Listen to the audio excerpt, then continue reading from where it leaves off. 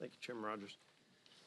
Well, Chairman Rogers just laid out some of the dire consequences that are happening today because Chuck Schumer decided to shut down the government. And a lot of people ask, what's the off-ramp? And especially they ask, what changed in Chuck Schumer from just a few months ago, back in March when Chuck Schumer voted for these very same funding levels? Chuck Schumer himself voted for these funding levels in March, and today he's shutting the entire government down, jeopardizing America's national security over those same levels. And so what changed? And I think you don't need to look any further than what you saw on the stage in New York last night.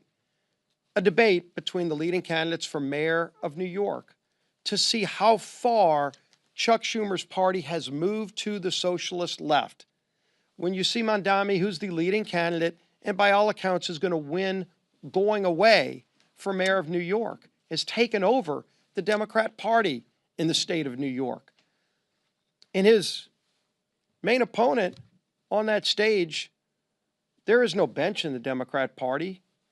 It was disgraced former Governor Cuomo, who was run out of office for, among other things, instituting policies during COVID that led to the death of thousands of senior citizens.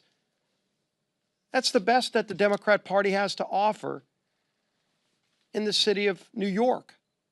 And so Chuck Schumer's watching all of this and recognizing that from March till today, his own party has moved so far to the socialist left that he's now afraid for his own political future.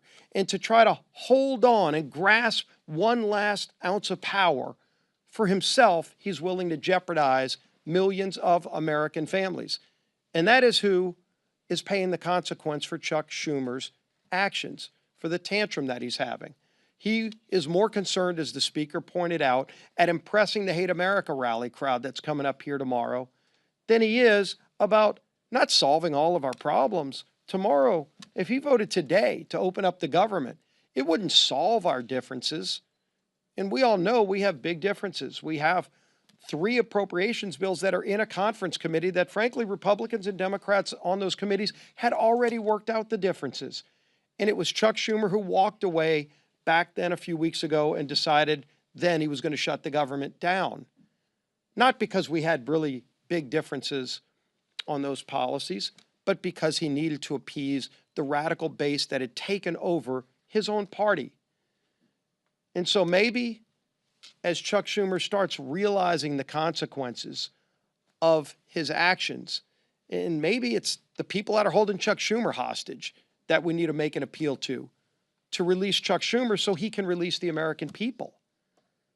But over and over again, we're going to keep talking about the damage that Chuck Schumer's actions in shutting down the government are causing on real people. Our men and women in uniform, yes, President Trump was able to stave off for a few more weeks by finding money to pay for them, but as Chairman Rogers pointed out, that account's about to go dry.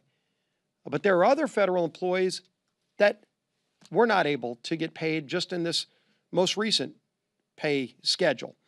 And my local media outlet, WWL-TV, just did a story today that went live about the consequences to those federal employees. We're talking about thousands of people just in Southeast Louisiana. Maybe Chuck Schumer doesn't care about those people, but his party is causing pain through a lot of corners of this country. I want to read a quote from the director of the food bank in the New Orleans area. He said, quote, "Demand is up, supply is down, and now we're getting hammered by the fallout from the government shutdown as more and more people who may have been expecting to get that paycheck to buy groceries. So now they'll come to us or one of our 500 partners to get food assistance." That was the chief strategy officer of Second Harvest Food Bank in New Orleans, just representing one area of the country where thousands of federal workers can't even afford to buy groceries and are going to a local food bank so that Chuck Schumer can appease the most radical socialists in his party. This is affecting real people.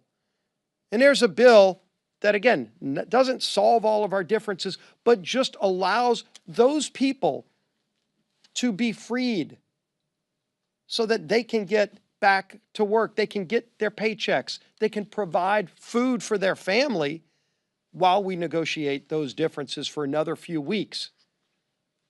It's time for Chuck Schumer to end this madness. There's a bill to open the government. Let's go solve our differences, negotiate our differences, but in the meantime, stop holding the American people hostage, Chuck Schumer. Yield now to our conference chair, Lisa McLean. Thank you.